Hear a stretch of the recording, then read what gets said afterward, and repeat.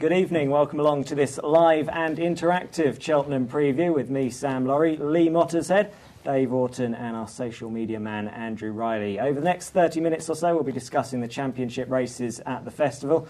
We'll be discussing whether My 10 to Yours, Pont Alexandra and Simon Sig and a few others are bankers or blowouts. But mainly we want to hear from you, so tweet us at Racing Post, our address in the top corner here, or just comment below this feed that you're watching.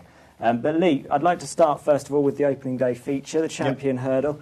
And earlier today there was a bit of a scare about Grand Douay. He drifted on the betting exchanges. What's the latest? Is he likely to run? Well, there was a scare if you'd backed the horse already. The horse drifted to around about 40 on Betfair. Nicky Henderson, who'd worked the horse this morning in Lambourne, was spoken to at Sandown. He said, no, the horse is fine. Worked fine this morning, not a problem. I should say I was at the London Racing Club preview last night where we had Charlie Morlock, Nicky's assistant, on the panel, and he was pretty negative about the horse. He did say he's had a less than ideal preparation and his fear was the race will come too soon for the horse. So it's possible that sort of comment might have triggered or stimulated a drift. So but one Henderson, of those Cheltenham rumours. Absolutely. Henderson saying the horse is all right. OK, so Grand Douay on course, Dave, but would he be your pick for the race? He missed the race last year as well, didn't he, of course? He's a bit of a sick note, a bit of a Darren Anderton, isn't he, this horse? He's sort of loads of talent, but when does he turn up, basically? No, is the question. Is the answer to the question, no. I don't think so. He's a really racy type, and this is going to be a bit of a test, I think, this champion hurdle. There was a stop-start race last year, we seem to remember, and I just think that Ruby's going to be wise to it this time. And, of course, you've got Rock on Ruby, who only seems to have one way of running. He's the workman-like sort, isn't he? But he seems to be the solid pick for everyone at the moment. I think he's a bit of a cop-out pick, though. I think he's a good thing for the frame, and on figures, I think he's got to be bang there. But do I think he's got the brilliance? No. I only think he got that RPR because he was running in the champion hurdle last year. I think it's key to it's going to be an interesting race in the sense it'll be different to normal champion hurdles. John Ferguson today has confirmed that Cotton Mill goes for the county hurdle on the Friday, which means we're guaranteed a single-figure field. Not had that for 33 years. 9 runners max. Looks like going to be the lineup for the champion hurdle on Tuesday. Countrywide Flame and Rock on Ruby, to my eyes, they are the only horses that could make the running. I doubt they'll go at a helter-skelter gallop, so it could be a tactical affair, and a tactical affair on ground that seems almost certain to be soft. Ground changed again today, 7 mils of rain. Now we've got soft ground at Cheltenham. The covers go on over the weekend. More rain is forecast, and that can get underneath the covers. So any talk of a good ground start to the festival is now over. It's going to be testing. That's got to be a good thing, though, for us, hasn't it? Well, it keeps it in line with the form all season. Exactly. Testing ground, tactical affair. Is that going to play into the hands of Hurricane Fly? He's one of those horses people are either very much with or very much against. Andy, on sort of social media, what are people saying? Well, tweet us your thoughts on that. Personally, I think, he hasn't shown much different to what he's done last year. He's beaten the same horses again. As you say, though, the single-figure field might help him. It might turn into a bit of a dash to the finish. Is that what he wants? Is it not? Is there a horse in there that can make it an end-to-end gallop? It's going to be a tactical affair. Does form come into it? Because if it does, you've got to think his Hurricanes flies form up there with the rest of them. I'm not sure that even his win in the champion hurdle equates to his best Irish form. I just wonder whether Cheltenham is his track. He goes into the race with great Irish form, but he went into the race last season with great Irish form. He hosed up in the Irish champion hurdle. And I think the key thing with Hurricane Fly is that if you do want to back him, if we're going to say don't back him now, all the bookmakers in the ring on Tuesday will want to take him on. I think you get at least 9 to 4, maybe more. All that will hold his price down is a groundswell of Irish support for the horse, but the bookies will want to take on Hurricane Fly big time. So, selections then. Who are you going for, Dave? Hurricane. He's in a different league. But I've supported this horse from his novice days, and if I'm one of the violin players on the Titanic, I'll go down happily with him. Andy? I'll be the boring one and go for Zarkanda. I think, he's a solid horse. He's going to go in the ground. I think he'll be there or thereabouts coming up final hill. I think he'll be lurking, and I reckon he might just possibly outstay them. Bold statement in a 2-mile race, I know, but I think he's probably the most solid horse in there. And are you going to go for Rock on Ruby then? No, I'm not. I think Andrew is wrong to say that Zarkanda's a boring choice. I think he's a perfectly fair choice. I think he's got a major play. I think the Nichols team really fancy him. The ground's coming in his favour as well. He'll like soft ground. And you take out last season's 2 disappointing efforts when he clearly wasn't right. He's basically won every time he's seen a flight of hurdles. I think he'll win the champion. Okay, so that's 2 for Zarkanda, 1 for Hurricane Fly. Moving on to the champion chase, this shouldn't take long. Sprinter Sacre will be the definitive moment of the 2013 festival. He's the best horse running at the festival. He's without any flaws. Just enjoy it. Dave? Yeah, echo those sentiments. I think he is the best horse running at the festival, isn't he? There's no doubt about that. Just sit back and watch it. Although in the without market, we should mention that if Sizing Europe goes to the race, with Finian's Rainbow looking half the horse he was last season, odds against is going to be taken by a lot. And the key thing, I think, is if you're a purist, you want to see Sizing Europe run, because Sizing Europe will provide a benchmark for Sprinter Sacre. We'd all love to see Sprinter Sacre get a rating in the 180s, maybe in a 190, a la Corto Star. Sizing Europe in the race allows that to happen if he goes and whips in by 20 lengths. And I think they'll run him too, because I think the connections of Sizing Europe won't want to look like they're ducking the fight. He's an 11-year-old, isn't he? And the last 11-year-old to win at the festival is tricky. And I mean, still plenty can happen between now and Champion Chase Day. If anything did go wrong, heaven forbid, for Sprinter Sacre, then Sizing Europe surely has a great chance of regaining his crown. I think in the without market, he's by far the most obvious horse. His form on this season is very solid, but he just ain't as good as Sprinter Sacre. And Andy, anybody going against the grain there on social media at all? Well, we've got someone who actually did support the old Rock on Ruby in the Champion Hurdle on Twitter. We've got Kingy, 78. He reckons the Paddy Power offer that they're doing, money back if Hurricane Fly wins. Rock on Ruby at 5s is great value. Hard to disagree with that, I think. He's the essential frame horse, I think. He's impossible to kick out the frame, I think. Impossible. In terms of, for me, Champion Chase, Mel de Brave is an interesting runner. Supplemented, they obviously like him. I mentioned in the past, I spoke to Paddy Brennan when he did his RPQA on Twitter. He was very impressed by this horse. He was basically just holding on for the first 2.5 miles, and it was an impressive sight. Now, obviously, he was running against 3-mile chasers there. Sprinter Sacre was some very good ones, though. Yeah, completely different proposition. But we haven't seen Sprinter really be put under too much pressure. If he's coming around the bend with someone on his shoulder, get him off the bridle, who knows? But they won't get him off the bridle. Yeah. Ground is the important thing for this supplemented horse as well. I looked at his profile, and good ground is a complete unknown, so they'll want it to keep nice and easy, I think.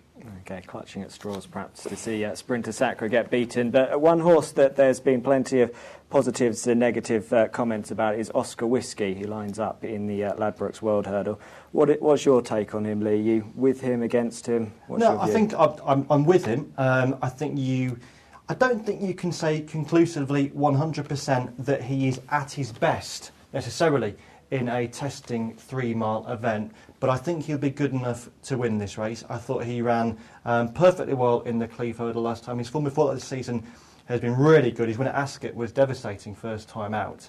And it isn't, clearly we haven't got a big book, so it's not a great World Hurdle, but it's an open-looking World Hurdle. And I think the 7-2 forward one about him now is perfectly fair. The vibes about Rev de Civil the last few days haven't been great. All the previews that we've been listening and watching in the last few weeks, really bad vibes about Rev de Civil. Nick Williams today is training Sandown.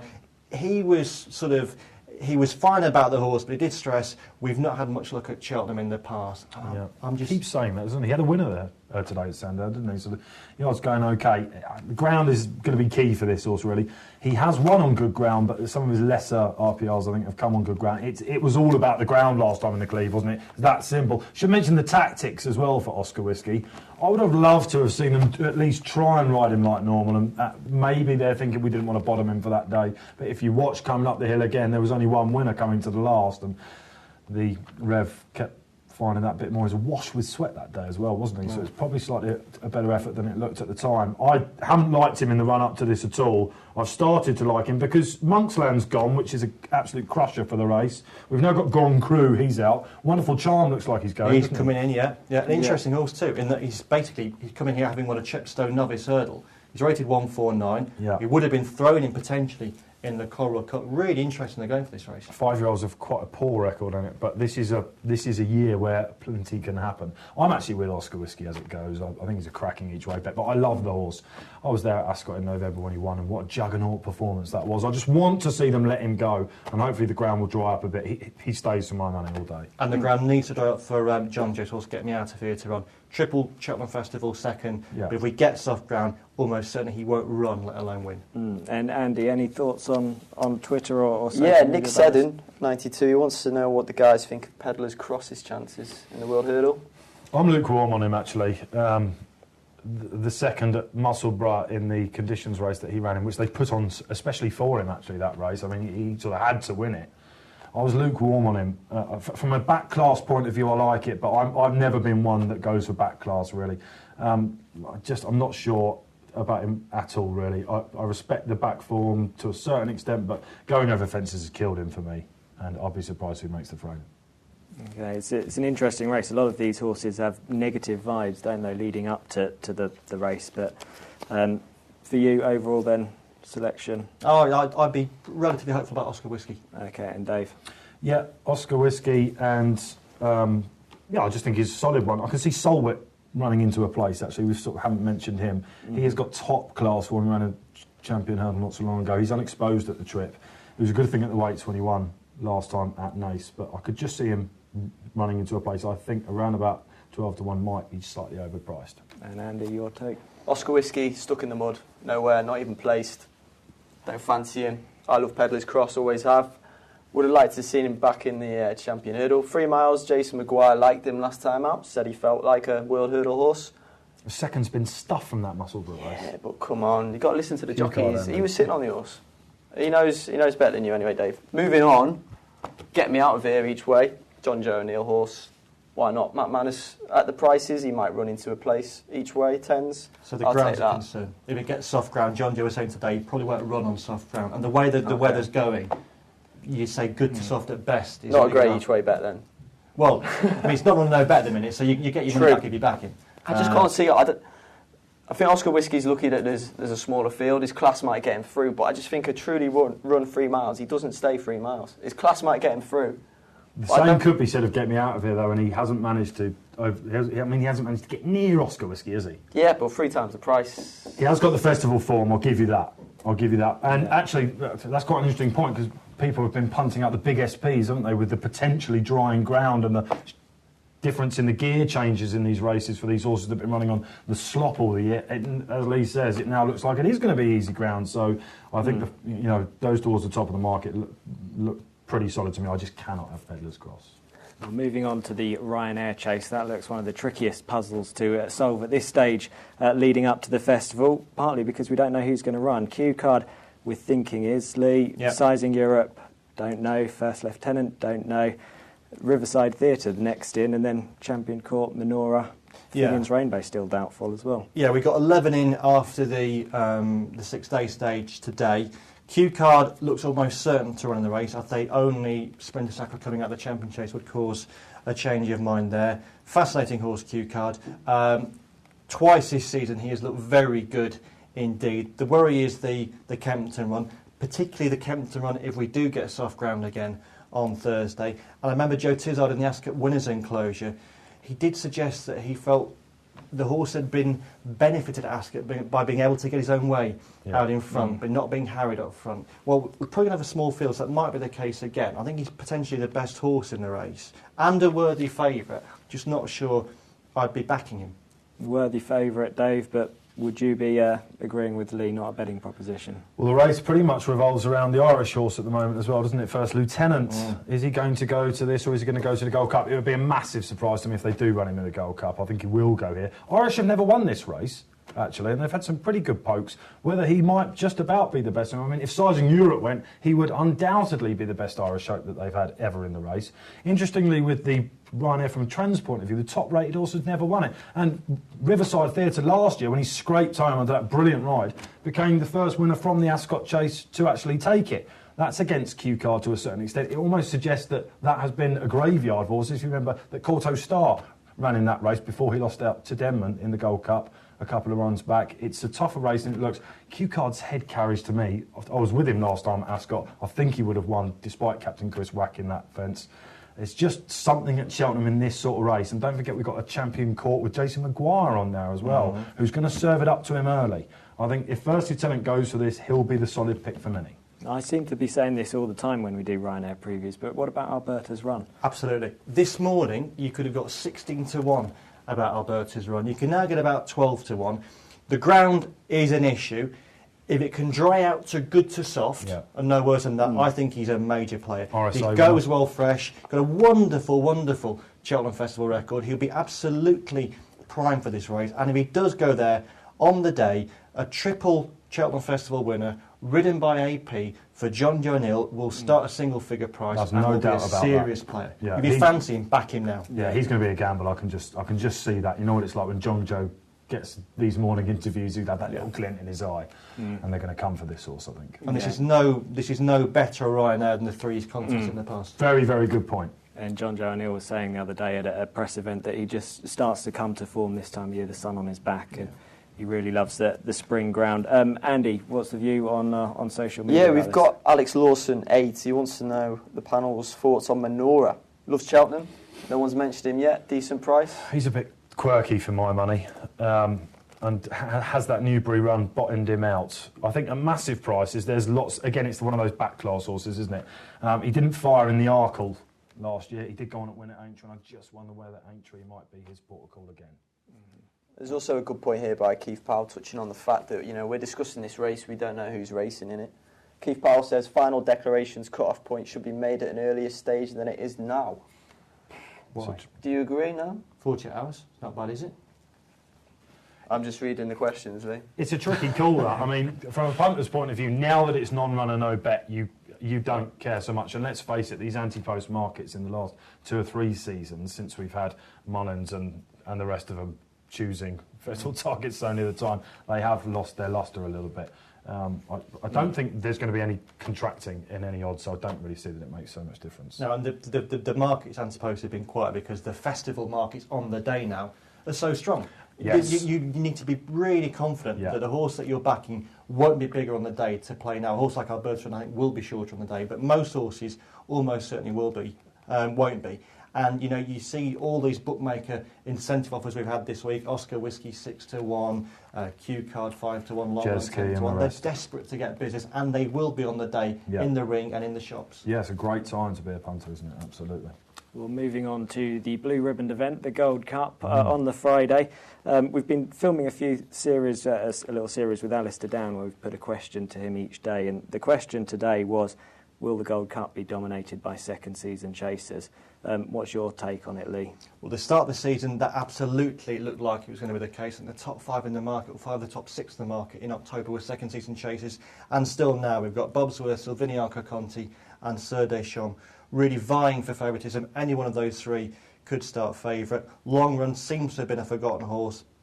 I've not forgotten about him, but I don't think he'll win. Of those 3 second-season chasers, the one I'm siding with is Sir Deschamps. Would like the ground to dry out ideally, but I just get the impression that Willie Mullins thinks this horse will win the Gold Cup. He was devastating in the Dewson last season. He's peaking, and you told me a great story about how you'd been down to Willie's to film an RPTV feature with him in the week of the Hennessy Gold Cup.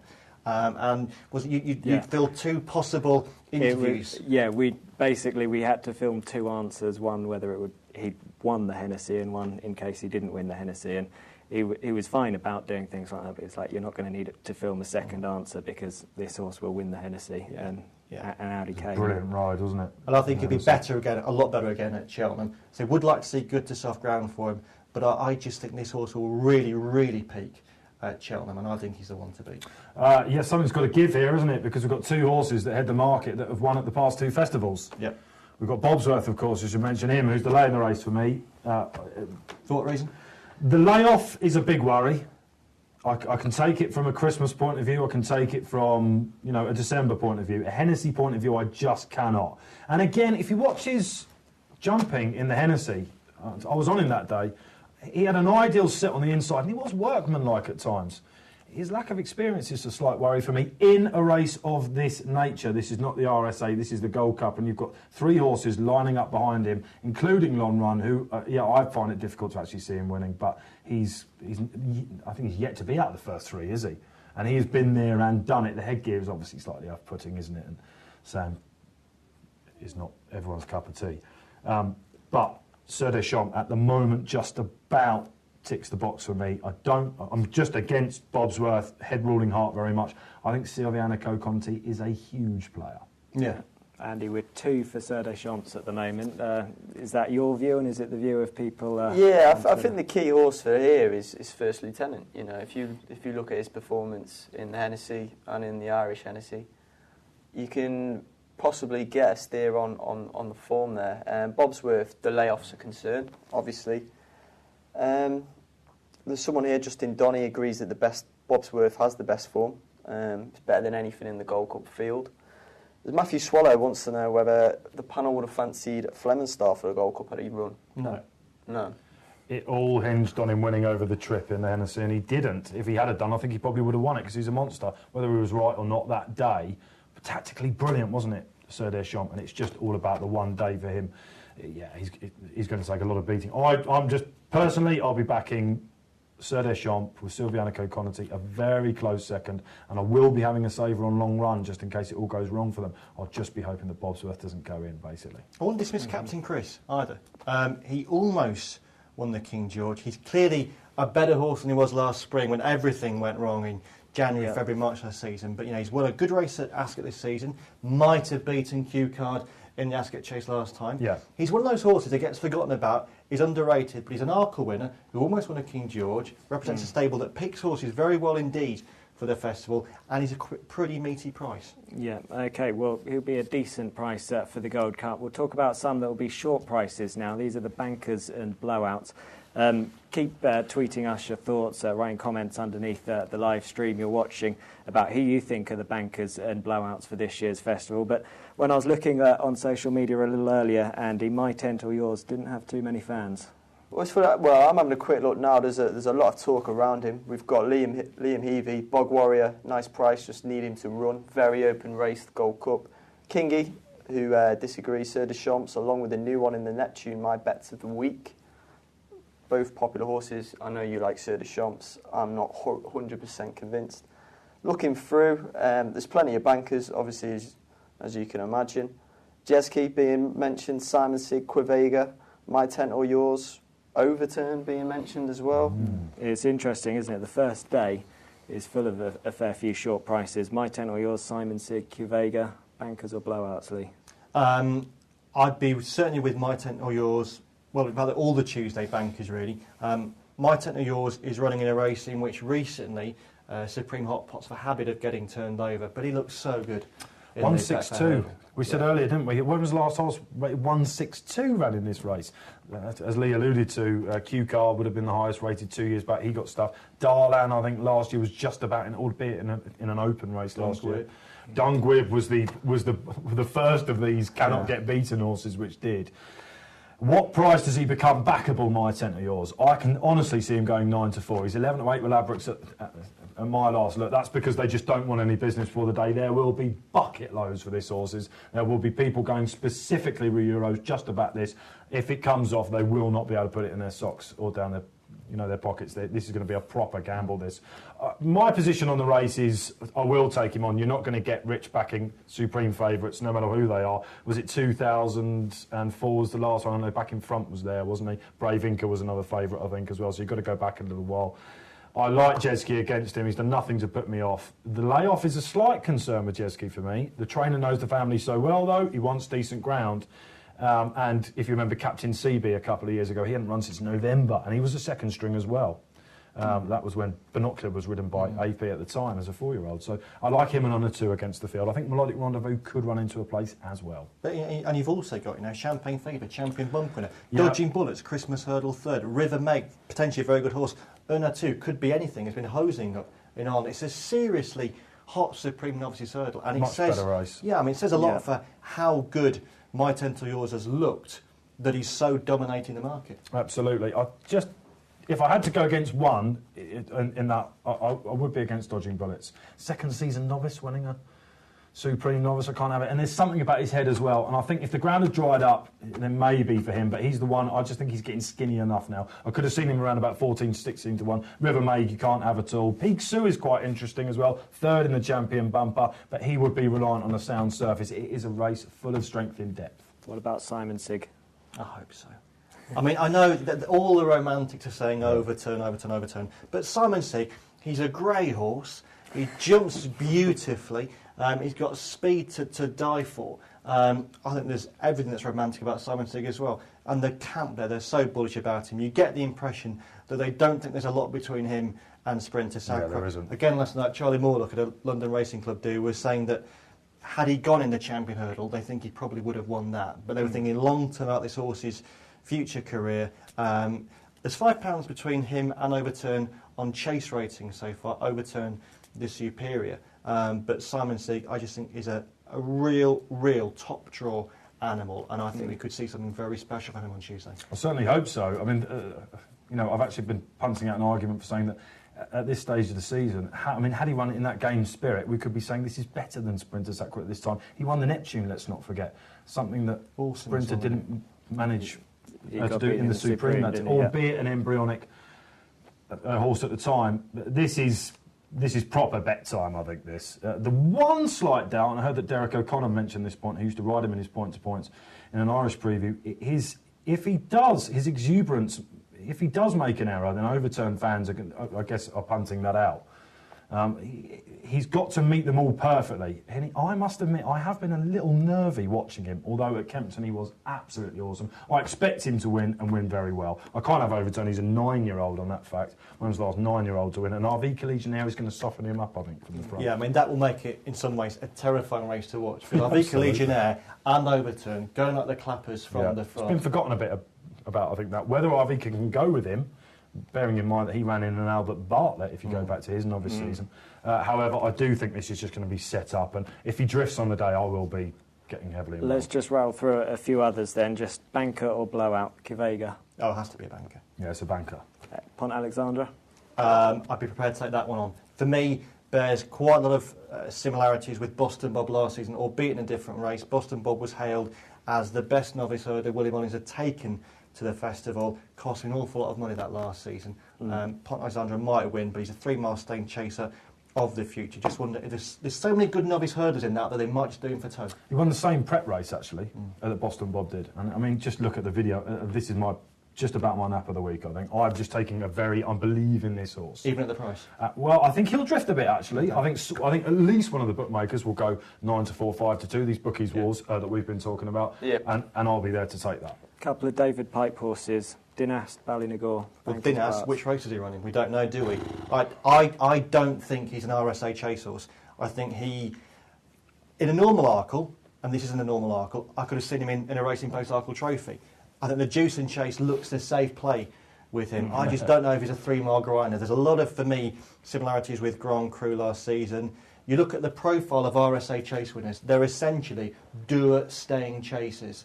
Is Dynas a doer-staying chaser? That's a fair shout. What we don't really know is the answer, don't we? No. I mean, at the time, we looked at the Feltham and we thought, well, that wasn't a great Feltham. It's actually worked out quite well. But Feltham's have got a desperate record in the RSA. They do indeed, although placed horses have done OK in it. But yes, you're right. And he is this year's Sir Deschamps, isn't he? If you remember, at this time, Willie won't see the RSA because he had First Lieutenant as well and went to the Jewson.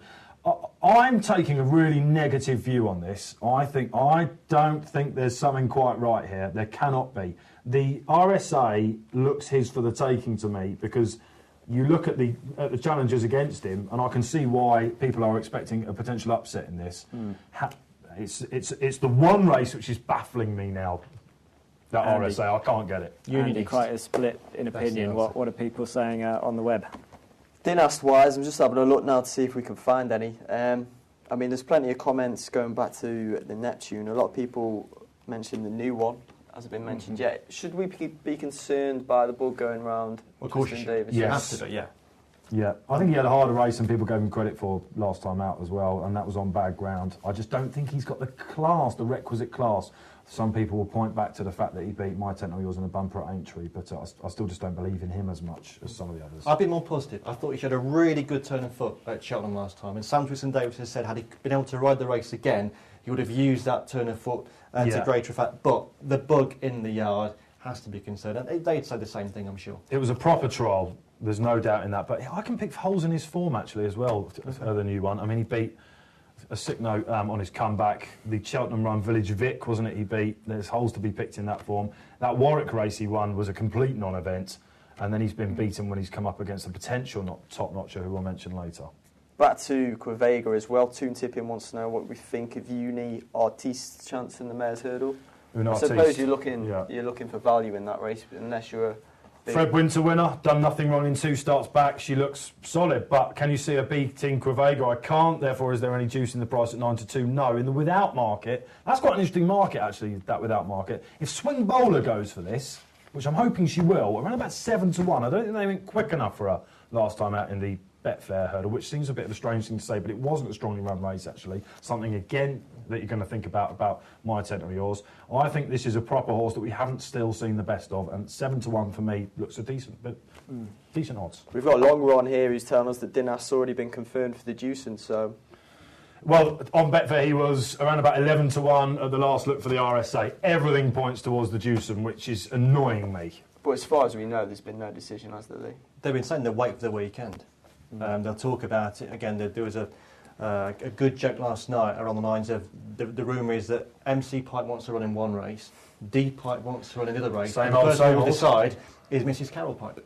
Okay, well, there you go. And that could be the side of that Jeffrey Chamberton, can't it, for their Martin Pipe handicap, or does he go for the 3-mile race as well? So there's plenty of them. I'm taking a really negative view about this. Go big or go home, and I think if he goes to the Deucin, he won't win.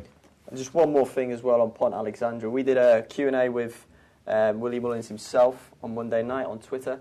He said, better the festival for him, Pont Alexander. Really likes his horse, said the form's there.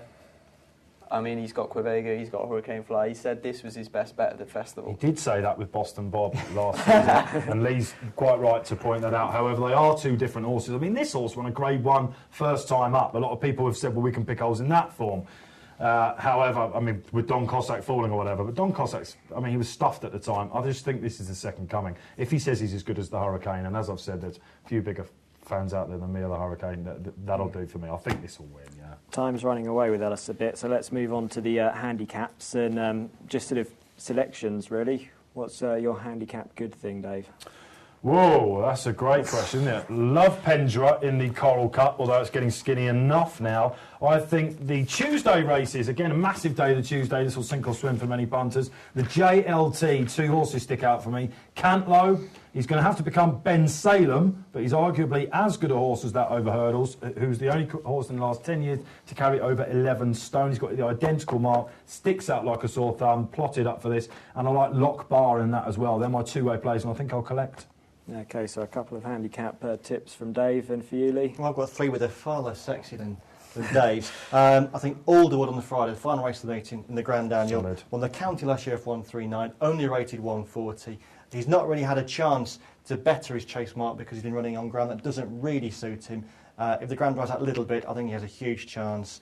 Adami in the Coral Cup. Go back on the website, Racing Post website, look at his run in the Big Irish Handicap in January last time. It screamed out like a horse who was very much being prepped for the festival. I think he's a major player, second in the festival last season. And my banker of the meetings in the handicap, Sam Winner, in the Pertemps final, staying on strongly to be 4th in the Triumph 2 seasons ago. He runs off 140. Almost every horse who beat him that day and who he beat that day is now rated significantly higher than 140.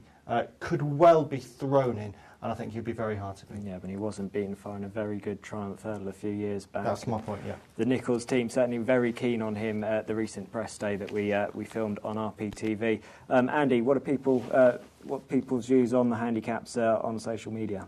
Handicap-wise, let me have a look, put me on the spot here. I'm trying to find some. We've got We've got a nap here for Neil Dawkins. He thinks his nap size in Europe simply top class. Wins Ryanair, next best Shooters Wood in Grand Annual. Also like Bourne in the Coral Cup. Speaking of the Coral Cup, I like 5 for 3 in that. Mullins said that they did have an entry for the World Hurdle, but he's got a nice racing weight in this, and they've gone for this instead. I mean, that's got to say something. He's lacking his own contenders in that race, isn't he? And he looked like he could have a view, Zaidpour, So Young, or whatever. Maybe that's a tip in itself. That's a fair shout. Yeah. Winner. A couple of people mentioning Cotton Mill as well.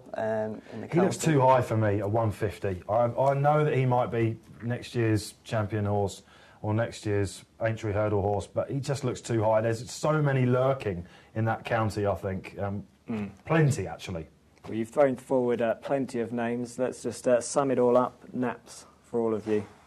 Lee. Sam Winner in the Pertemps. Is Pont Alexandra for me? And Andy? Yeah, I'm going to have to follow suit. Straight from the horse's mouth from Willie on Monday. Got to go with that, haven't you? Yeah, lump on. I'm going to make that 3 for Pont Alexandra. So there you have it. Thanks for watching. Do join us on RPTV every day through the festival. We'll be broadcasting down from the track. You can hear more from Lee and Dave as well as Alistair Down. All that's left for me to say, though, is good luck with your bets.